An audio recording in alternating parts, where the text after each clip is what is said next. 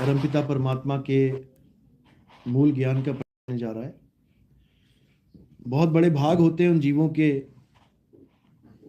जो अपने पूरे जीवन काल में एक बार भी इस मूल ज्ञान को सुन पाते हैं, और उससे भी बड़े भाग होते हैं उन लोगों के जो इस ज्ञान को थोड़ा सा भी समझ पाते हैं, क्योंकि ये तब तक समझ में आ ही नहीं सकता जब तक मालिक की कृपा ना हो, मालिक की मौज ना हो, बंदी छोड़ की दया ना हो, तब तक ये ज्ञान किसी को एक शब्द भी समझ में नहीं आएगा कि बोला क्या जा रहा है।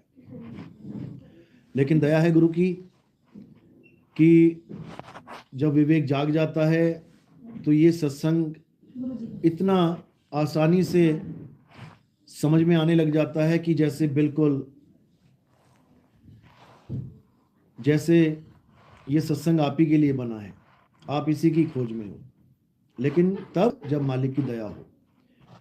तो आज का सत्संग शुरू करने से पहले मालिक के नाम पे जयकारा लगाएंगे। बोलिए परमपिता परमात्मा की, सदगुरु बंदी छोड़ कबीर साहिब की, सभी संतों की, सभी भक्तों की, आज के आनंद की, गांव नगर बस्ती की। बोलिए परमपिता परमात्मा की सदा ही जय। साहिब बंदगी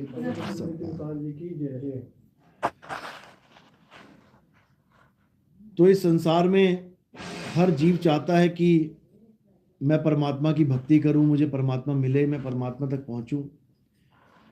ऐसा कोई जीव नहीं है जो ये नहीं चाहता कि मैं इस भव बंधन से छूटूं, या जिसको नहीं पता भव बंधन क्या चीज होती है तो वो सुख की कामना करता है कि मैं दुखों से छूटूं, मेरे जीवन में दुख ना रहे। या जिसको सुख दुख दोनों का ख्याल नहीं है, वो सोचता है कि बस मजे से ये जीवन बीत जाए, चाहे सुख आए चाहे दुख आए, ये जीवन बीतता चला जाए और इसकी समाप्ति हो जाए, काम खत्म हो जाए। जैसे लोग कहते हैं कर्म ही पूजा है, उनको सुख दुख से कोई मतलब नहीं, उनको भगवान से कोई मतलब नहीं, वो इस दुनिया में काम ही करने आए हैं बस। वो कहते हैं काम कर लो भैया, यही है, ईमानदारी से काम करते जाओ, अपने आप ही मुक्ति हो जाएगी। लेकिन ऐसा नहीं होता है, वापस आना ही पड़ता है। तो हर जीव, यहां तक कि कसाई भी जब बकरा काटता है तो अल्लाह से, खुदा से, भगवान से माफी मांग लेता है और अपने आप को बिल्कुल पाप कर्म से न्यारा कर देता है कि भगवान ये तेरी मर्जी से हो रहा है सब, मैं इसको नहीं काटता, लेकिन मेरा काम ही ऐसा है, ग्राहक आया है, उसने बोला काटो, मुझे मांस चाहिए तो मैं काट रहा हूं, इसमें मेरा कोई दोष नहीं है। यानी अपने आप को कर्म से अलग कर लेता है ताकि भुगतान भुगतना ना पड़े। लेकिन ऐसे नहीं काम बनेगा, उसको आना ही पड़ेगा। तो कहने का मतलब यह है कि हर इंसान अपना अपना दाव पेच लगाने में लगा हुआ है कि कैसे भी मुझ पे कर्म ना चढ़े और मेरी यहां से मुक्ति हो जाए। इंसान, जितने बाबा लोग दिख रहे हैं तुम्हें, ये सब एक ही कहानी लेके बैठे हुए हैं, संसार सागर से पार हो जाओ, मुक्त हो जाओ, भगवान मिल जाए, एक ही कहानी लेके बैठे हैं। लेकिन जब इनके पास पहुंचोगे तो ये अलग अलग विधियां लेके बैठे हैं। कोई कह रहा है गंगा जी में स्नान कर लो मुक्ति हो जाएगी, कोई कह रहा है रोज मंदिर जाओ, शंकर जी की पूजा करो, शिव मुक्त कर देंगे, कोई कह रहा है हनुमान जी की पूजा करो, सारे भवबंधन कट जाएंगे, कोई कह रहा राम जी की पूजा करो, कोई कह रहा विष्णु जी की पूजा करो, कोई कह रहा वैष्णो माता की पूजा कर लो, दुर्गा जी की पूजा कर लो, कोई ब्रह्म की पूजा करवाने में लगा हुआ है, तो कोई कह रहा है कि भाई पर ब्रह्म को जानो। लेकिन पार ब्रह्म तक पहुंचने की सबकी हैसियत नहीं, तो क्या करें, जहां जहां को जो रास्ता मिल रहा है लगे हुए हैं। अब करें क्या, जब गुरु ही ऐसा मिल जाए जो बंधन में डाल दे, तो चेला बेचारा क्या करे। एक अनपढ़ को तुम दवाई दो खाने के लिए, वो बेचारा क्या करेगा, उसको जो डॉक्टर लिख देगा, जो मेडिकल स्टोर वाला पकड़ा देगा, वो खा लेगा, उसको क्या पता ये दवाई का क्या मतलब है, किसके लिए बनी है। इसी प्रकार एक अनजान जीव, उसको नहीं पता कि आखिर मेरी मुक्ति होगी किससे, जैसे गुरु के पास जाता है, जैसा गुरु कुछ बता देता है वैसा पकड़ लेता है। तो ज्यादातर गुरु मुक्ति का साधन किसको मानते हैं, नाम जाप को, कि नाम जपो, नाम जपने से क्या होगा, तुम्हारी मुक्ति हो जाएगी। जबकि कबीर साहब मना करते हैं नाम जाप को, हर जगह उन्होंने फटकार लगाइए नाम जाप वालों को। भजन भी बोले हैं, मोको कहां ढूंढे रे बंदे, मैं तो तेरे पास में, सुना है ना। अब लाइनें देखो क्या है इसके अंदर, कह रहे ना मंदिर में, ना मस्जिद में, ना काबे कैलाश में। बड़ी अच्छी लगी, समझ में भी आ गई कि गुरुजी ने मना कर दिया, बहुत अच्छी बात है। अब अगली लाइन क्या कह रहे हैं, ना मैं जप में, ना मैं तप में, ना एकांत निवास में। अब इसमें बाकी तो समझ में आ गया, ना तप में, ना एकांत निवास में, जप समझ में नहीं आ रहा है। जप को पकड़ के बैठे हुए हैं, जो गा रहे हैं वही पकड़ के बैठे हुए हैं, बाकियों को तो छोड़ो। जो गा रहे हैं दिन में 3-3 बार भजन करवा रहे हैं, ये वाला पूजा में यही भजन चलता है उनके ज्यादातर, लेकिन वो समझ ही नहीं पा रहे हैं, नाम है जप में, नाम है तप में। अरे जप को मना किया गया है, नहीं जपना है, लेकिन समझ में नहीं आ रहा, और मंत्रों को जाप करवा के ये अनमोल जीवन बर्बाद कर रहे हैं। और बहाना क्या लगा रहे हैं कि क्यों जाप करना पड़ेगा, कहते तुमने ऋण ले रखा है। किससे? काल भगवान से। अगर हमने काल भगवान से ऋण ले रखा है तो फिर हम ब्रह्मा विष्णु महेश जी के नाम क्यों जपें?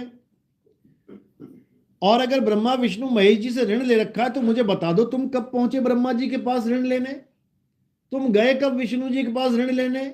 तुम विष्णु जी के पास कब गए भाई? तुम शंकर जी के पास कब गए? ऋण तो तब बनता है जब मैं जाके ऋण लूं। ऋण का मतलब होता है उधार, उधार लेना। ना मैं उन्हें जानूं, ना मैं पहचानूं, बस नाम ही सुना है। किसने देखा भोले शंकर को? आपने देखा क्या कभी गले में सांप वाला? ना ब्रह्मा जी देखे 4 सिर वाले, कभी देखे हो तो बता दो। ग्रंथों में पढ़े, ग्रंथों में सुने, तो ऋण कहां से ले लिया हमने? हमने गणेश जी से क्या ऋण ले लिया बताओ? कुछ लिया हो तो बताओ। 5-7 किलो कोई अनाज ले लिया हो, या फिर कोई पेट्रोल ले लिया हो गाड़ी चलाने के लिए।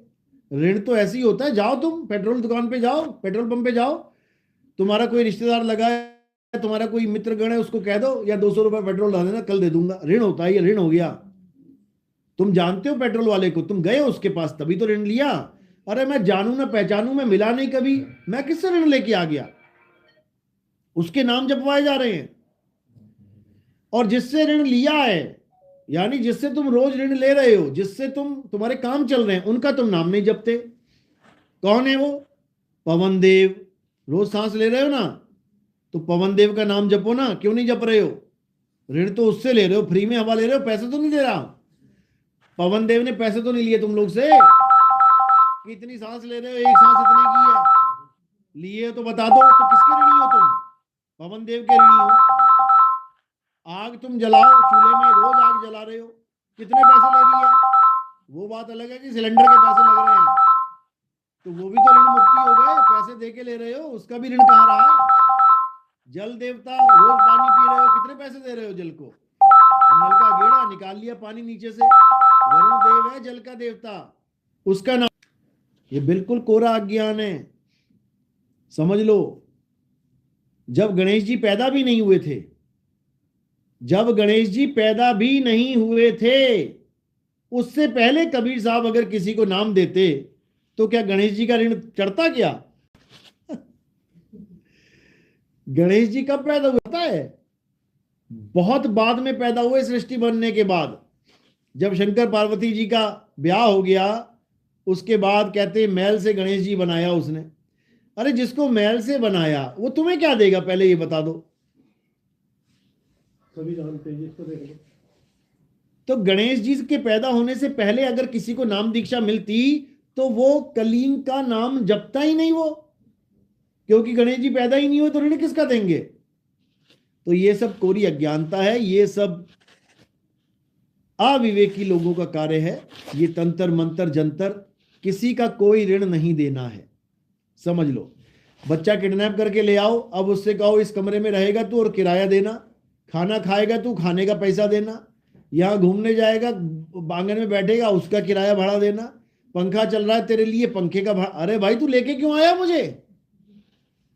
एक तो तू मुझे उठा के ले आया, मेरे घर वालों से दूर कर दिया, अब तू कह रहा है कि मैं तेरा ऋणी हूं, मैं तेरा किराएदार बन गया। ऐसा कुछ नहीं है भाई। अगर स्टोरी पे भी चले तो काल भगवान सब जीवों को यहां लेके आया, अब 84 में फंसाया उसने, और फिर वो कह रहा है कि तू ऋणी हो गए तुम। हम काहे के ऋणी हुए? ये सब अज्ञानता है, हटाओ इसको, निकालो दिमाग से। कोई किसी का ऋणी नहीं है, सबका बाप एक ही है, और उसी से मांगना है, क्योंकि इनके पास बहाने बहुत है नाम जपवाने के। कभी कहते हैं कि ये ऋणी हो इसीलिए नाम जपना पड़ेगा, कभी कहते हैं दुनिया की सुख सुविधाएं चाहिए तो तुम्हें इनका नाम जपना पड़ेगा, काल का नाम जपना पड़ेगा, ये तुम्हें सुख सुविधाएं देंगे। बताओ, कबीर साहब ने कभी नहीं कहा कि काल से कुछ मांगो। कबीर साहब क्या कहते हैं? साहिब इतना दीजिए जामे कुटुंब समाए। बताओ काल से क्या मांगा तुमने? यानी कबीर साहब के बच्चे हो तो तुम इतना मांगोगे कि जामे कुटुंब समाए, लेकिन कुछ ज्यादा चाहिए तो फिर काल की मंत्र की पूजा कर लो, ज्यादा अमीर होना है तो। कमाल कर दी। बताओ, मतलब साहिब के पास वो नहीं है जो कि तुम्हें काल दे सकता है। क्या बच्चों वाली बातें, बिल्कुल दिमाग से निकाल दो। ये सब काल का ही जाल है। ये जितने गुरु बैठे हुए हैं काल का नाम जपवाने वाले, ये काल के ही दूत हैं। कभी तुमसे कहा बीजेपी वालों ने कि कांग्रेस को वोट दो? कभी बीजेपी वालों ने कहा कांग्रेस को वोट? कभी कांग्रेस ने कहा बीजेपी को वोट दो? बस इसी प्रकार दो पार्टियां हैं, एक काल की पार्टी, एक दयाल की पार्टी। दयाल की पार्टी कभी नहीं कहेगी कि काल को वोट दो, काल का मंत्र जपो। और काल की पार्टी कभी तुम्हें राम का नाम, परमात्मा का नाम लेने नहीं देगी। वो कहेगी हमारा ही नाम लो। बहाने क्या बना देंगे? तुम ऋणी हो, तुमने इतना ऋण ले लिया है, तुम्हें सुख सुविधाएं चाहिए, हमारा नाम लो। क्यों परमात्मा का नाम नहीं ले सकते क्या? सुख सुविधाओं के लिए परमात्मा का नाम कम पड़ गया क्या? फीका पड़ गया? यानी इनका एक ही काम है, कैसे भी घुमा फिरा के कान वही पकड़ा देना है। बिल्कुल निकल जाओ इस माया के जाल से। केवल दो ही पार्टियां यहां पे, एक काल की और एक दयाल की। दयाल की पार्टी में आओगे तो केवल दयाल का नाम लेना है। 52 अक्षर भी दयाल की देंगे, अगर 52 भी देंगे तो दयाल के देंगे। साहेब बंदगी, इसमें कोई काल का नाम नहीं है। काल के क्या नाम है? ओम कलियम हरियम शरियम सो, ये सब काल के नाम है, ये सब काल के नाम है। दिन भर तुम्हें काल के नाम जपवाए जा रहे हैं, डराया जा रहा है अगर ये नाम छोड़ दोगे तो तुम्हारा ऋण मुक्त नहीं हो पाओगे। बताओ, जबकि काल कह रहा है गीता में कि मेरा एक ओम मंत्र है, अगर इस ओम मंत्र की साधना कर लोगे तो ब्रह्मलोक को पहुंच जाओगे। काल भी इतना बलवान है, वो कहता देवी देवताओं की मंत्र जपने की जरूरत नहीं है, तुम केवल एक ओम नाम जप लो, तुम ब्रह्मलोक को प्राप्त हो जाओगे। बताओ, अरे तो जब काल इतना बलवान है कि देवी देवताओं के नाम जपने की जरूरत नहीं है, तो हमारा परमात्मा कितना दयावान है, वो कितना विशाल है। क्या उसका नाम चलेगा नहीं क्या? बिल्कुल चलेगा, लेकिन बेवकूफ बनाना है लोगों को। क्यों? क्योंकि सत्य पास नहीं है तो कुछ ना कुछ तो देना पड़ेगा, असत्य पकड़ाना पड़ेगा। अब और क्या करें, कुछ तो देना पड़ेगा, तभी तो गुरु बनेंगे। तो क्या दे रहे हैं लोग? मंत्र दे रहे हैं। और कबीर साहब क्या कह रहे हैं? अरे तंत्र मंत्र सब झूठ है, इनमें ना भर में कोय, और सार शब्द जाने बिना कागा हंस ना होए। कह रहे हैं तंत्र मंत्र झूठ है, मत फंसो इन मंत्र के जाल में। ये गुरुआ लोगों का काम है, घर घर मंत्र देत फिरत हैं माया के अभिमाना, और गुरुआ सहित शिष्य सब बूढ़े अंत काल पछताना। साधो देखो ये जग बौराना। यानी घर घर जाके मंत्रों की बौछार लगा रखी है इन लोगों ने। देखो साधुओं की डारों की डारें चल रही हैं, कबीर पंथियों में लाखों साधु गांव गांव घूम रहे हैं, परमात्मा परमात्मा करते करते करते। जब उनसे बोलो महाराज कैसे मिलेगा परमात्मा, आओ बच्चा नाम ले लो। अच्छी बात है, गुरुजी नाम दे दो, तो क्या दे देंगे? 52 अक्षर पकड़ा देंगे। और साहिब समझा रहे हैं कि 52 अक्षर यानी का खा गा चा छा जा से बना हुआ नाम, ये 52 अक्षरी नाम है। साहिब समझा रहे हैं कि ये 52 का ही जाल है, 52 के जंजाल में फंस गया ये संसार, और सिमरन 52 का करे कैसे लागे पार। 52 अक्षर का जाप करने वाले ही काल के दूत हैं, काल के चेले हैं। जो नर पड़े 52 के फेरा, सो नर जानो काल के चेरा। जब 52 का टूटे डोरा, सहजे छूटे काल झकोरा। बिल्कुल क्लियर बोल दिया उन्होंने कि 52 अक्षरों का नाम देने वाला गुरु कभी सतगुरु नहीं हो सकता। गुरु तो है, मंत्र वंत्र दे देगा, जपते रहो सारी उम्र, लेकिन सतगुरु नहीं है। सतगुरु कौन है? जो मंत्र छुड़वा दे। सोई गुरु पूरा कहावे, 2 अक्षर का भेद बतावे, एक छुड़ावे एक लखावे, तब प्राणी निज घर को जावे। सच्चा गुरु जब मिल जाएगा, ये सारे मंत्र तंत्र एकदम किनारे कर देगा, हटाओ इसको। और क्या क्या करना है? तत्व को जानो। तत्वदर्शी संत के पास जाके आपको तत्व का ज्ञान होता है। तत्व यानी 2 प्रकार के तत्व हैं। एक असत्य तत्व, वो क्या है? वो ये दिखने वाले 5 तत्वों के जितने भी काया माया जो भी दिख रहा है, ये सब असत्य तत्व है। और सत्य तत्व यानी आत्मा ही सत्य है। उस आत्मा का ज्ञान वो सतगुरु करवाता है। साहिब कह रहे, जल में मीन प्यासी, मोहे देखते आवे हांसी। आत्म ज्ञान बिना नर भटके, कभी काबा कभी काशी। यानी गुरु वो होता है जो मंत्र जंत्र हटा दे और आत्मा का ज्ञान करवा दे। ये आत्मा कहाँ है, कहाँ विराजमान है, ये बैठी कहाँ है। कह रहे, घट घट मेरा साइया सुनी से न कोई बलिहारी, व घट की जिस घट प्रगट होए। यानी हर घट में विराजमान है वो सब में विराजमान है, उसको कोई जान ही नहीं रहा है। किसको पकड़ के बैठ रहे हैं? मंत्रों को, जंत्रों को, तंत्रों को, पूजा पाठ हवन यज्ञ। परमात्मा को सोच रहे हैं 16 संख योजन दूर बैठा हुआ है वो। और कबीर साहब क्या कह रहे हैं? अरे मोको कहां ढूंढे रे बंदे, मैं तो तेरे पास में। तो भैया एक बात सही हो सकती है, या तो 16 संख योजन दूर, या फिर तेरे पास में। 2 तो नहीं हो सकते कि तेरे पास भी वो चीज पड़ी है और वो 16 संख योजन दूर भी पड़ी है। तो वहां कौन जाएगा? यही ले लो। लेकिन जिसको ज्ञान होगा वो दे पाएगा, जिसको नहीं है वो 16 लाख छोड़ो 16 करोड़ संख भटकता रहेगा, तब ना उसको मिल पाएगी वो वस्तु। इसलिए साहिब ने वस्तु का ज्ञान प्राप्त करने की बात करी है, वस्तु का नाम जपने की बात नहीं करी है। साहिब ने बोला है कि वस्तु कहीं ढूंढे कहीं कैसे लागे हाथ।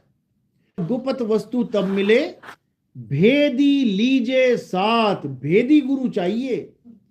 ये जंतर मंतर तंत्र देने वाले जपी तपी सन्यासी नहीं चाहिए।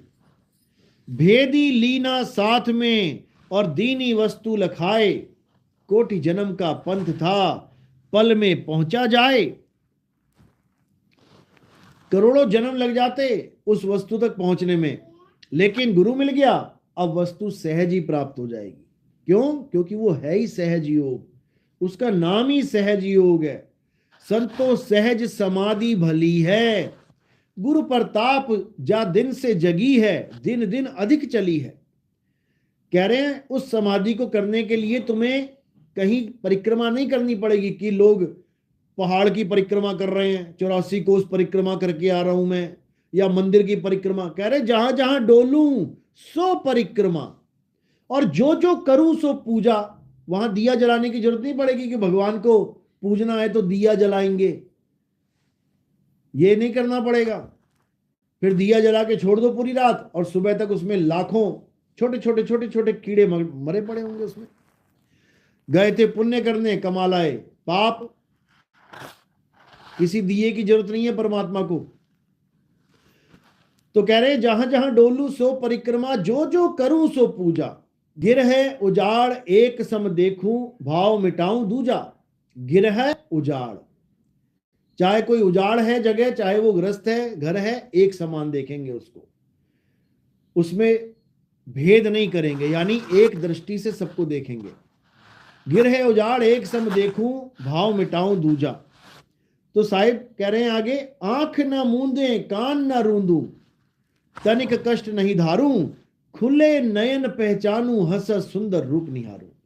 ये आंख बंद करके भक्तियां कराने वाले, 2-2 घंटा 3-3 घंटा आंखें बंद करके डीप मेडिटेशन में जाने वाले लोग कह रहे हैं ये सब करने की जरूरत नहीं है। आंख न मूंदू कान न रूंदू, कानों में उंगलियां डाल के अनहद नाद सुनाने वाले गुरु लोग, 5 धुने 5 नाम देने वाले गुरु लोग, ये सब करने की जरूरत नहीं है। आंख न मूंदू कान न रूंदू, तनिक कष्ट नहीं धारूं, खुले नयन पहचानू, हंस हंस सुंदर रूप निहारूं। कह रहे खुली आंखों से भक्ति चलेगी तुम्हारी, और उसके लिए तुम्हें कुछ करना नहीं पड़ेगा कि तुम 3 बार माला फेरो, 4 बार माला फेरो, 108 माला, कुछ नहीं। अरे माला तो कर में फिरे, जीभ फिरे मुख माही, अरे मनवा 10 दिसी फिरे, ये तो सिमरन नहीं। मना कर रहे हैं कबीर साहब, कोई माला नहीं फेरनी है। अरे माला फेरत जुग भया, और गया ना मन का फेर, कर का मन का फेंक दे, मन का फेर। मन का फेर यानी इस सूरत को शब्द में लगाना सीखो। ये जो मन के साथ भटक रही है इसको फेर दो, यानी इसको यू टर्न दे दो, घुमा दो इसको, और घुमा के कहां लगाना है? अपने मूल में लगा दो, अपने असली सत्य स्वरूप में लगा दो। इसी को मूल ज्ञान कहते हैं, यानी अपने निज नाम में लगा दो, जो तुम्हारा असली निज नाम है। वो नाम नहीं जो 3 गुणों के अधीन है, जो बनने और बिगड़ने में आते हैं। जैसे राम बना बिगड़ गया, यानी शुरू हुआ खत्म हो गया। कबीर शुरू हुआ खत्म हो गया। वाहे गुरु शुरू हुआ खत्म हो गया। ये नाम किस में आ गए? 3 गुणों में। ये 3 गुणों की भक्ति है। अब एक है निज नाम, जो ना कभी शुरू हुआ है और ना कभी खत्म होगा। उस निज नाम को जानना है, और तुम्हारा जो निज नाम है वही परमात्मा का निज नाम है। परमात्मा का जो निज नाम है वही हमारा निज नाम है। सतगुरु हमारे निज नाम की भक्ति करवाता है। सतगुरु हमें दूसरों के नाम नहीं जपवाता। कह रहे 3 गुणों की भक्ति में अरे भूल पड़ा संसार, और कहें कबीर निज नाम बिन और कैसे लागे पार।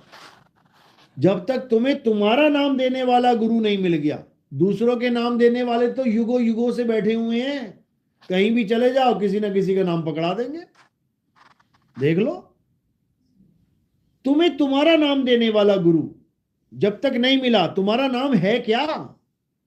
जब तक तुम्हें यह नहीं समझ में आया कि मेरा नाम क्या है, अभी जो नाम लेके बैठे हो ये तुम्हारा नाम नहीं है। ये तो तुम्हें दे दिया गया नाम। किसी को माँ ने दे दिया, किसी को पिता को दे दिया, किसी ने नाना नानी ने रख दिया, किसी का नाम पंडित जी ने रख दिया, किसी का नाम दाई ने रख दिया। ये दिए गए नाम है, ये तो उधारी के नाम है। ये तुम्हारा अपना नाम नहीं है। तुम्हारा अपना नाम क्या है? तुम्हारा निज नाम क्या है? तुम्हारी आत्मा ही निज नाम है। क्या आत्मा कोई दे सकता है हमें? क्या हमें कोई आत्मा दे सकता है? हम खुद ही आत्मा है, हमें आत्मा क्या देगा? तो आत्मा ही निज नाम है। आत्मा का ज्ञान ही निज ज्ञान है। कबीर साहब कह रहे हैं, जल में मीन प्यासी, मोहे देखत आवे हासी, आत्म ज्ञान बिना नर भटके। आत्म ज्ञान यानी मुझे मेरा ज्ञान हो जाए, मैं क्या हूं। जिस दिन मुझे यह पता लग गया मैं क्या हूं, उस दिन तुम्हें तुम्हारा निज नाम मिल गया। और बिना निज नाम के किसी की मुक्ति नहीं हो सकती। समझ लो, निज नाम का ही सारा खेल है। तो साहिब समझा रहे हैं 3 गुणों की भक्ति में भूल पड़ा संसार। 3 गुण का मतलब ये नहीं है कि ब्रह्मा विष्णु महेश की भक्ति में भूल पड़ा संसार। ऐसे भी लोग हैं जो ब्रह्मा विष्णु महेश की भक्ति नहीं करते हैं। ये तो केवल हिंदू कर रहे हैं, लेकिन साहिब संसार की बात कर रहे हैं। बता दो अंग्रेज कहां कर रहा है? अंग्रेज और मुसलमान यहूदी दिखा दो ब्रह्मा विष्णु महेश की भक्ति कहां कर रहे हैं? क्या केवल हिंदुओं का ही संसार है? ये दोहे में संसार बोला गया। संसार कैसे बोल दिया कबीर साहब ने क्या संसार तीन गुणों की भक्ति कर रहा है? रामपाल जी महाराज यही सुनाते हैं ना कि तीन गुणों की भक्ति में भूल पड़ा संसार, ये सब ब्रह्मा विष्णु महेश की पूजा कर रहे हैं। कौन कर रहा है?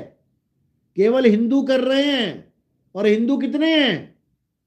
तो 100 करोड़ इंडिया में है, 100 करोड़ तुम बाहर लगा लो, 200 करोड़ हो गए, है नहीं इतने, बल्कि एक करोड़, 100 करोड़ 140 करोड़ से ज्यादा नहीं है।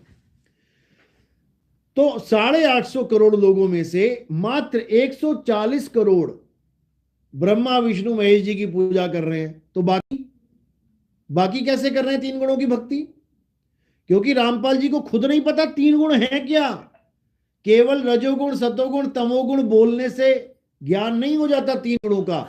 ये जो तुम्हें दिख रहा है ना संसार में कुछ भी, ये तीन गुण ही हैं।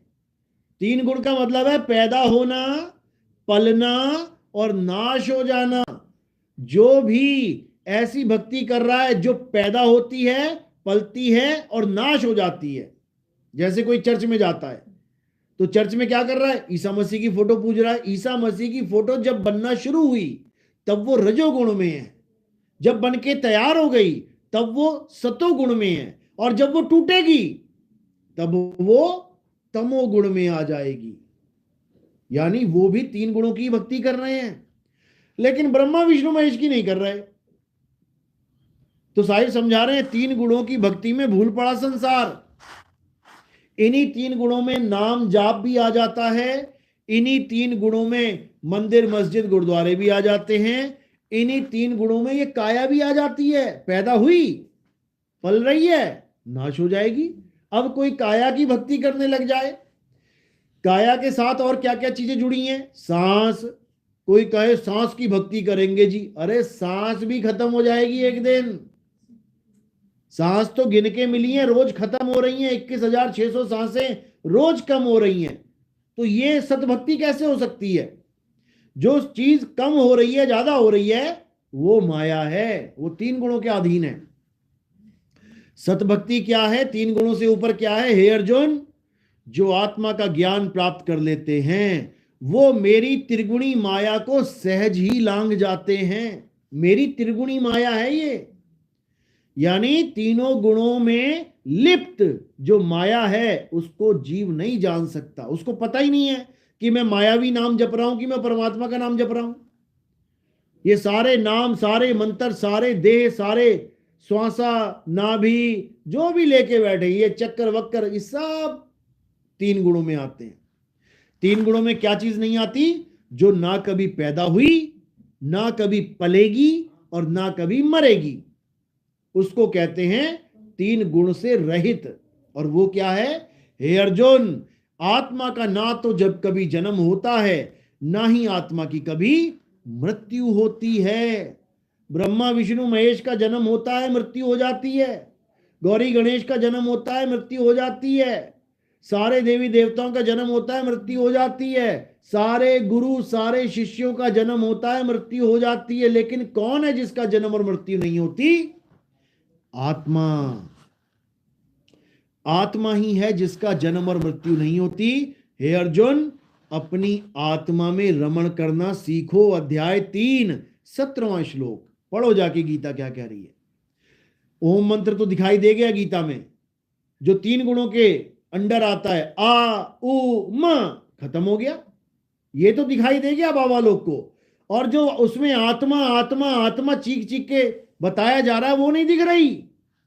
उस आत्मा का कोई नामो निशान नहीं दिख रहा। क्यों? क्योंकि उनको आत्मा का ज्ञान नहीं है। उनको ज्ञान नहीं है आत्मा का। तो आत्मा का ज्ञान तब होता है जब आपके जीवन में कोई आत्मज्ञानी गुरु आएगा। अंग्रेजी का ज्ञान तब होगा बच्चे को जब उसके जीवन में कोई अंग्रेजी का टीचर आ जाएगा, कोई सिखाने वाला आ जाएगा। वो भी थोड़े दिनों में अंग्रेज बन जाएगा भाई। गणित का ज्ञान तब होता है जब आपके जीवन में कोई गणित सिखाने वाला आ जाए। विज्ञान का ज्ञान तब होता है जब आपके जीवन में कोई विज्ञान सिखाने वाला आ जाए। इसी प्रकार आत्मा का ज्ञान तब होता है जब आपके जीवन में कोई आत्मा का ज्ञान समझाने वाला आ जाए। नहीं तो ये जंतर मंतर तंत्र पूजा पाठ हवन यज्ञ, इसी में सारा जीवन बीत जाएगा। और अंत में क्या मिलेगा? कुछ भी नहीं मिलेगा, क्योंकि माया का दाव लग गया। माया ने तुम्हें भरमाने के लिए ही ये जगत बनाया है। एक बाबा कह रहा कि नहीं, ये दुनिया परमात्मा ने हमें फंसाने के लिए नहीं बनाई, हम अपनी इच्छाओं से फंसते हैं। बताओ किस चीज की इच्छा है मुझे? किसी को सोने की इच्छा है, किसने बनाया सोना? अरे उसी ने बनाया जिसने ये दुनिया बनाई। वो ना बनाता सोना तो बताओ क्या कमी रह गई थी दुनिया में? क्या सोना खाने के काम आता है कि उसके बिना हम जिंदा नहीं रह सकते? ये हीरे बनाने वाला कोयले में हीरे बना रहा है, उस हीरों की वजह से लोग एक दूसरे का गला काट रहे हैं, एक दूसरे को धोखा दे रहे हैं। सोने चांदी की वजह से एक दूसरे के गले काट रहे हैं। किसने बनाया ये उसी ने बनाया जिसने ये दुनिया बनाई है। तो हम इच्छा तो तब करें ना जब हमें वो चीज दिखाई दे। जो चीज आपने कभी देखी नहीं उसकी कैसे इच्छा करोगे कि वो चीज मुझे मिल जाए? अरे पहले देखते हैं, फिर मन में खलबली मचती है, अरे कितनी अच्छी चीज है, ये तो मुझे मिलनी ही चाहिए, ये है इच्छा। इसी में सारे अटके पड़े हैं। क्यों? बनाने वाले ने बना दी। लेकिन जब आत्मज्ञानी गुरु मिल जाएगा तब ये इच्छा खत्म हो जाती हैं। फिर तुम्हारे सामने कोई लाखों करोड़ों का सोना भी रख देना और कहे सोना चाहिए कि मुक्ति, तुम कहोगे ले जाए इसको, फेंक दे किसी नाले में। हमें नहीं चाहिए तेरा सोना, हमें नहीं चाहिए तेरा चांदी, हमें नहीं चाहिए तेरे हीरे जवाहरात। मैं सूखी रोटी में खुश हूं मेरे भाई। हमें नहीं चाहिए हराम का कुछ भी पैसा। क्यों? आज ले लिया, कल को देने आना पड़ेगा। सतनाम। एक भगत था, नाम दीक्षा लेने आया, कहता गुरुजी हमारे पिछले गुरुजी ने हमें कहा कि सार शब्द ले लो और 1 लाख का पाठ संकल्प कर लो। गुरुजी मेरे पास 1 लाख रुपए था नहीं। मैंने कहा तो फिर क्या हुआ फिर वहां पे? कहता उन्होंने कहा कि आप किस्तें बांध लो। तो उसने कहा भाई मेरे पास तो 1 लाख है ही नहीं। कहते आप कर्जा ले लो। कहते कर्जा ले लो, 3-3, 4-4 हजार रुपए की किस्त बांध लो, उतार देना। तब वो भगत हमारे सत्संग सुन रहा था बीच बीच में, तो उसने पूछा कोऑर्डिनेटर से कि अगर मेरी मौत हो जाए कर्जा लेने के बाद तो मैं देने आऊंगा कि नहीं आऊंगा? रामपाल जी महाराज का चेला था और रामपाल जी महाराज ने अच्छे से समझा रखा था कि अगर तुम कर्जा लेके मर गए तो तुम्हें आना पड़ेगा कर्जा देने। अब फंस गया कोऑर्डिनेटर बीच में। कोऑर्डिनेटर को कहता कि मैं कर्जा तो ले लूं तेरे कहने पे, और मेरी कल को मौत हो जाए, कर्जा लेके मैं तुझे दे दूं तो मुझे तो वापस आना पड़ेगा, मेरी मुक्ति कहां हुई? ये सार शब्द मेरे किस काम आएगा? ये सार शब्द लेके मुझे फायदा क्या होगा जब कर्जा मैंने देना है यहां पे? और सबसे बड़ी बात, तुम कहते हो कि एक सांस, एक सतनाम में 3 लोक का मोल। अरे तो मुझसे पैसे क्यों मांग रहा? ले मुझसे एक सतनाम ही ले ले यार, ले ले, ओम सोहंग ले ले, 3 लोक का मोल बेच के जो बचे वो दे दियो मुझे।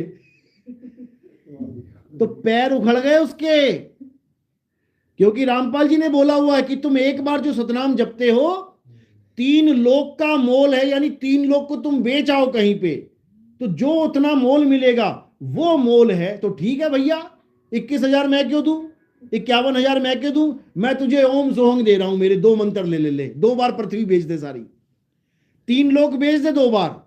लेकिन वो नहीं चाहिए उसे गांधी वाला नोट चाहिए। दिक्कत ये है, उसका ओम सोहंग यहां नहीं चलता 3 लोक में, 3 लोक में गांधी वाला नोट चलता है।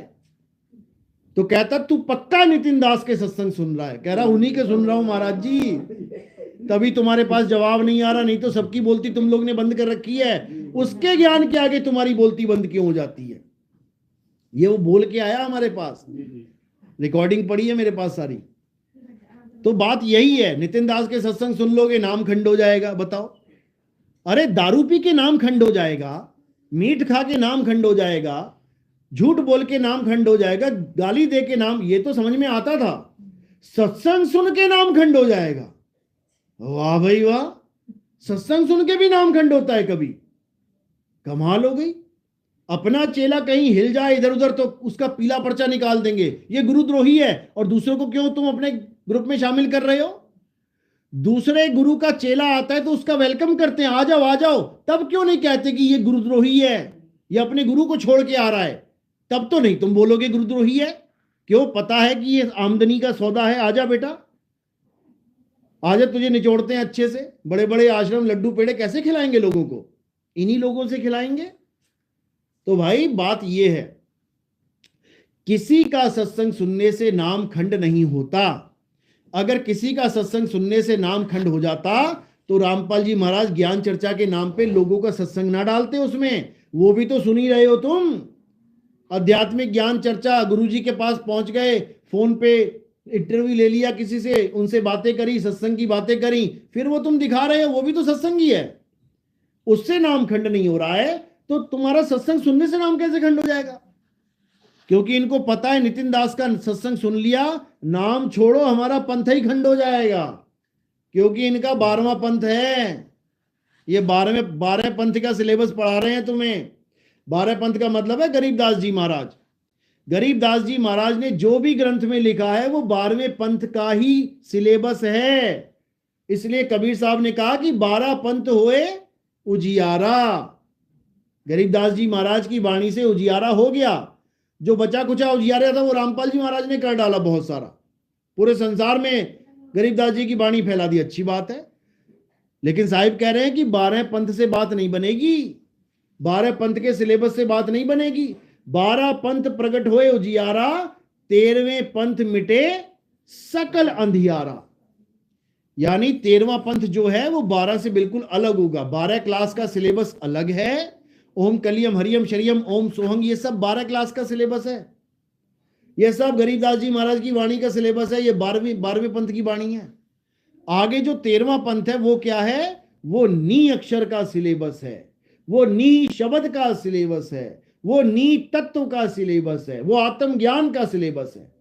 जब वो ज्ञान तुम्हारे समझ में आ जाएगा तुम ऑटोमेटिकली 12 पंथ से आगे निकल जाओगे, तुम 13वें पंथ में एंट्री कर जाओगे और तुम अक्षरों से परे नी अक्षर तक पहुंच पाओगे। तब बात बनेगी, नहीं तो नहीं बनेगी।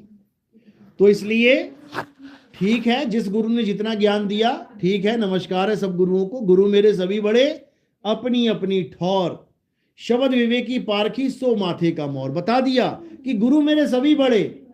किसी गुरु को गलत बोलने की जरूरत नहीं है। जितना ज्ञान उसने दिया ठीक है, दे दिया।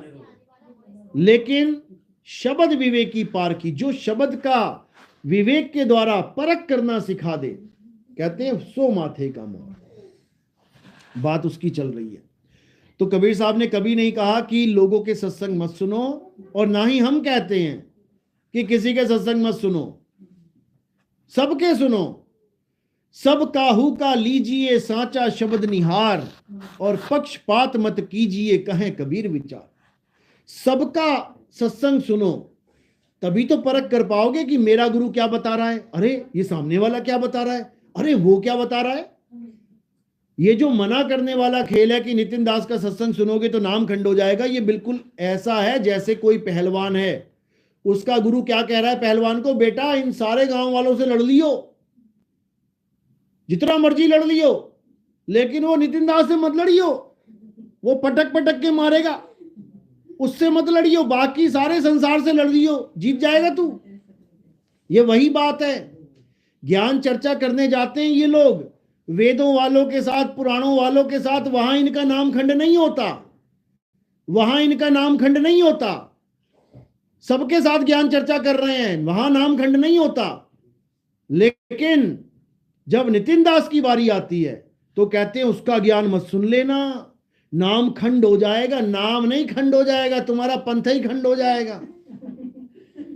कोई दोबारा तुम्हारे पंथ की तरफ झांकेगा भी नहीं। जैसे 12वीं क्लास करने के बाद कोई कॉलेज चला जाए तो कितनी बार जाता है 12वीं क्लास में दोबारा बैठने, झांकेगा भी नहीं। जिस 12वीं क्लास को वो पार करके कॉलेज चला गया वो झांकेगा भी नहीं कि अंदर कौन सा टीचर पढ़ा रहा है, क्योंकि उसका कोर्स कंप्लीट हो गया। तो इसी प्रकार 12वें पंथ का कोर्स कंप्लीट हम ही करवाते हैं, 13वें पंथ में हम ही लेके आते हैं, तभी कल्याण होगा, नहीं तो नहीं होगा। चलो कोई सवाल है तो पूछ सकते हो। आज रामपाल जी की सारी सेना बैठी है यहाँ पे। अच्छी बात है। वहां तक देखो 12वीं पढ़े हो तभी कॉलेज में एडमिशन होगा। ये जितने कॉलेज वाले बैठे हैं, अगर 10वीं 12वीं खत्म कर दी जाए, बताओ किसका एडमिशन होगा वहां पे? 10वीं के बाद थोड़ी नहीं कॉलेज चले जाओगे। तो ठीक है, रामपाल जी महाराज भी अच्छी बात है, ज्ञान दे रहे हैं, समझ में आ रही है बात, कोई बुराई नहीं है। बुराई कहां पर है? जब ये कह देते हैं किसी और का सत्संग मत सुनो। ये बात वो करता है जिसको डर है कि भैया इसका सत्संग सुन लिया तो ये हमारा नहीं रहेगा। क्यों? अरे कमी है तभी तो तुम्हारा नहीं रहेगा। अगर तुम्हारा सत्संग ऊपर का हो और हमारा नीचे का हो तो क्या डर है? कोई डर नहीं। 100 किलो का पहलवान 50 किलो वालों से लड़े, कोई डर नहीं। अब 500 किलो वाला सामने आ गया, वो तो कहेगा ही ना भैया मैं नहीं लड़ता, वो तो मजबूरी है उसकी। तो बात ये है, 12 से 13 हमेशा बड़ा होता है, इसलिए 12 वाले 13वें के आगे टिकते नहीं है, भागते हैं। बात ये है। नहीं तो कर लो ज्ञान चर्चा, क्यों नहीं करते? एक भी नहीं कर रहा है। बात ये है। चलो तो आज का सत्संग यही समाप्त करते हैं। बोलिए परम पिता परमात्मा की, सदगुरु बंदी छोड़ कबीर साहिब की, सभी संतों की, सभी भक्तों की, आज के आनंद की, सकल हंस को बंदगी साहेब बंदगी। सतनाम, जय सतनाम, जय सतनाम।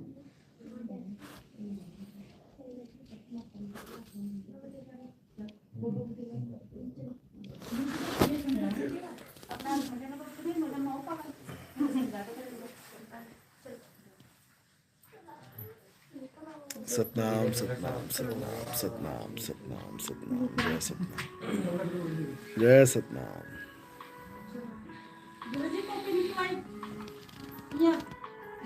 हैं? अच्छा अच्छा अच्छा अच्छा, चलो बहुत बढ़िया, बहुत बढ़िया।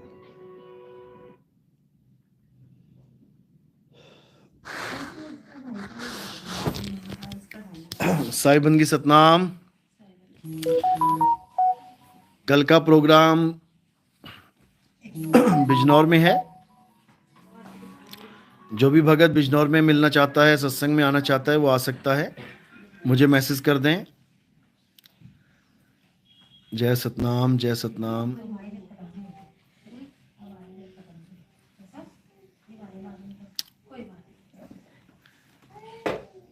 चलो बाकी आज जो सवाल हैं आपके, मैं देख रहा हूँ काफ़ी अच्छे सवाल पूछे हैं। मैं लाइव में रात में प्रोग्राम अगर हुआ तो करेंगे, नहीं तो कल इनका जवाब आप